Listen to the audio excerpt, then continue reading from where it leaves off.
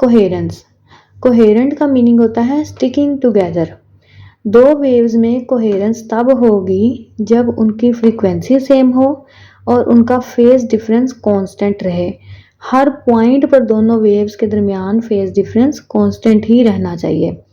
हमारे सराउंडिंग में बहुत सारी वेव्स हैं, जैसे visible light, infrared, radio waves, sound waves, लेकिन ये वेव्स इंटरफेरेंस का पैटर्न शो नहीं करती क्योंकि इनके दरमियान कोहेरेंस नहीं है, यानी इनकी फ्रीक्वेंसी सेम नहीं है, इनका फेज डिफरेंस कांस्टेंट नहीं है। लेकिन एवरीडे लाइफ में हम इंटरफेरेंस के इफेक्ट को फिर भी ऑब्जर्व कर सकते हैं। जैसे किसी फॉग वाली नाइट में अगर स्ट्रीट लैंप्स के अराउंड देखा हो या मून के अराउंड देखें तो एक हॉलोज ऑफ लाइट नज़र आता है, यानी एक ग्लोइंग रिंग होगा, वो इंटरफेरेंस की वजह से है। या look through a fabric at bright light, एक फैब्रिक के थ्रू ब्राइट लाइट को देखें तो हम नोटिस करेंगे dark and light bands of light, ये भी इंटरफेरेंस का एक इफेक्ट है। इंटरफेरेंस के पैटर्न को ऑब्जर्व करने के लिए कुछ एक्सपेरिमेंटल सेटअप लाजिम है। अगर दो लाउड स्पीकर को डिफरेंट सिग्नल जनरेटर से कनेक्ट कर दें, यानी ये दो स्पीकर हैं, इनका सिग्नल जनरेटर डिफरेंट है, यानी ये S1 और S2, तो इनसे प्रोड्यूस होने वाली साउंड वेव्स की फ्रीक्वेंसी स्लाइटली डिफरेंट होगी। इनका अगर डिस्प्लेसमेंट टाइम ग्राफ अगर हम बनाएंगे तो स्टार्टिंग पॉइंट पे दोनों वेव्स इन फेज होंगी, लेकिन कुछ टाइम के बाद ये दोनों वेव्स एक दूसरे के साथ आउट ऑफ फेज हो जाएंगी। यहाँ पर कंस्ट्रक्टिव इंटरफेरेंस हो रहा था तो यहाँ डिस्ट्रक्टिव इंटरफेरेंस हो जाएगा। ऐसे में जो साउंड आएगा वो कभी लाउड आएगा, कभी सॉफ्ट आएगा, कभी लाउड आएगा। लेकिन अगर इसकी बजाय हम दोनों लाउड स्पीकर को सेम सिग्नल जनरेटर से कनेक्ट करें, जैसे ये दोनों लाउड स्पीकर हैं, इनका सोर्स सिग्नल जनरेटर एक ही हो, तो इनकी फ्रीक्वेंसी सेम रहेगी और वो हमेशा एंड तक कांस्टेंट ही रहेगी। इससे जनरेट होने वाली वेव्स इन फेज होंगी और उनका फेज डिफरेंस हर पॉइंट पर कांस्टेंट रहेगा। तो स्पीकर होंगे यहाँ पर as a coherent source for the sound waves, यानी दोनों को एक ही जैसी फ्रीक्वेंसी प्रोवाइड करेंगे। अब इसी साउंड वेव की एग्जांपल को लाइट वेव के साथ कंसीडर करें, तो कंसीडर करें टू लेजर लाइट्स जिनकी फ्रीक्वेंसी सेम है, वेवलेंथ भी सेम है, लेकिन फिर भी वो इंटरफेरेंस का पैटर्न नहीं शो करेंगी क्योंकि इनके दरमियान कोहेरेंस नहीं है। कोहेरेंस के लिए एक तो फ्रीक्वेंसी सेम होना ज़रूरी था, फ्रीक्वेंसी तो सेम है लेकिन उनका फेज डिफरेंस कांस्टेंट होना ज़रूरी था। यहाँ पर दो लेज़र लाइट का फेज डिफरेंस कांस्टेंट नहीं होता क्योंकि actually laser light separate bursts of light होती है, यानी लेज़र लाइट इस तरह होती है कि एक समझें एक ये पैकेट ऑफ लाइट है, यानी बर्स्ट ऑफ लाइट है, ये एक पैकेट ऑफ लाइट, ये एक, तो लेज़र लाइट ऐसे पैकेट्स की शक्ल में मूव करती है। इसी वजह से दो लेज़र लाइट कभी भी इन फेज नहीं होंगे, उनके दरमियान कभी कोहेरेंस नहीं होगी और दो लेज़र लाइट से इंटरफेरेंस पैटर्न नहीं हो सकता। इसलिए हम सिंगल लेज़र को यूज़ करते हैं और उसकी लाइट को डिवाइड करते हैं into two using slits. Slits यानी अगर पेपर में एक छोटा सा कट लगा दें तो वो स्लिट है। तो ये एक पेपर है, इसमें दो स्लिट्स लगाई हैं S1 और S2। अब हमने इसके ज़रिए लेज़र की लाइट को दो में डिवाइड करना है। ये लेज़र की एक बीम आ रही है, अब इन स्लिट्स से गुजरने के बाद ये दो में डिवाइड हो जाएगी। अब इन दोनों वेव्स की फ्रीक्वेंसी सेम है क्योंकि सोर्स सेम है, वेवलेंथ भी सेम है, लेकिन यहाँ पर कोहेरेंस भी है, यानी दोनों वेव्स सेम फेज की हैं। अब जब ये स्क्रीन पर नजर आएंगी तो इनके दरमियान इंटरफेरेंस पैटर्न होगा, यानी यहाँ डार्क और ब्राइट रीजन्स नजर आएंगे। तो यहाँ पे स्लिट्स एक्ट करती हैं as a coherent source for the light waves. उनकी फ्रीक्वेंसी सेम है, उनकी वेवलेंथ सेम है और उनमें कोहेरेंट है, that is phase difference constant है। अगर सोर्सेज कोहेरेंट ना हो तो इंटरफेरेंस पैटर्न कॉन्स्टेंटली चेंज होगा। पैटर्न इतनी तेज़ी से चेंज होगा कि हमारी आई उसको कैच नहीं कर सकेगी और हमें असल में एक यूनिफॉर्म बैंड ऑफ लाइट नज़र आएगा जिसमें कोई भी डेफिनेट डार्क और ब्राइट रीजन नहीं होंगे। Coherence.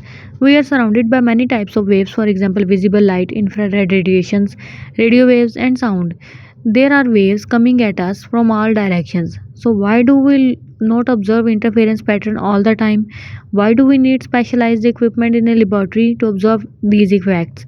In fact, we can see interference of light occurring in everyday life. For example, you may have noticed halos of light around street lamps or the moon on a foggy night. You may have noticed light and dark bands of light if you look through fabric at a bright source of light. These are interference effects. We usually need specially arranged conditions to produce interference effect that we can measure. Think about the demonstration with two loudspeakers. If they were connected to a different signals generators with slightly different frequencies, the sound waves might start in phase with one another, but they would soon go out of phase. Figure 15.4 यानी जब दो loudspeaker को different sources से connect किया तो ऐसे में waves की फ्रीक्वेंसीज डिफरेंट होंगी और स्टार्टिंग पॉइंट पर वो इन फेज होंगी लेकिन बाद में वो आउट ऑफ फेज हो जाएंगी with time. We would hear loud, then soft, then loud again. The interference pattern would keep shifting around the room. By connecting the two loudspeakers to the same signal generator, we can be sure that the sound waves that they produce are constantly in phase with one another. अगर loud speakers को एक ही signal generator एक ही source से connect किया जाए तो ऐसे में साउंड वेव्स इन फेज होंगी. We say that they act as two coherent source of sound waves. Coherent means sticking together. ऐसे में दोनों waves coherent होंगी यानी speaker as a coherent source होंगे. Coherent sources emit waves that have a constant phase difference. Note that the two waves can only have a constant phase difference if their frequencies are same and remains constant. Coherent होने के लिए ज़रूरी है कि दो waves के दरमियान phase difference constant रहे और फेज़ डिफरेंस अगर कांस्टेंट करना है तो फ्रीक्वेंसी सेम रहे और थ्रू आउट सेम ही रहे. Now think about the laser experiment. Could we have used two laser producing exactly the same frequency and have wavelength of light. Figure 15.5a represents the light from a laser. We can think of it as a being made up of a many separate bursts of light.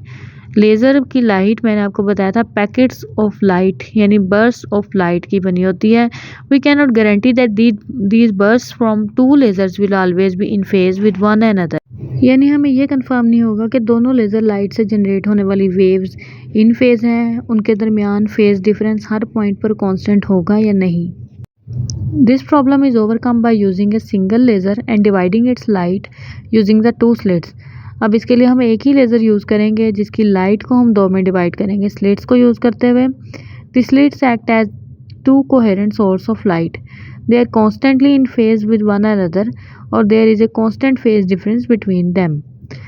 If they were not coherent sources the interference pattern would be constantly changing far too fast for your eyes to detect. अगर दोनों sources coherent ना हो तो ऐसे में interference pattern इतनी तेज़ी से शिफ्ट होगा कि हमारी आई उसे डिटेक्ट नहीं कर पाती. वी वुड सिंपली से a uniform band of light और हमारे लिए वो एक यूनिफॉर्म एक ब्रॉड बैंड ऑफ लाइट नज़र आएगा without any defined bright and dark regions. From this you should be able to see that in order to observe interference we need two coherent sources.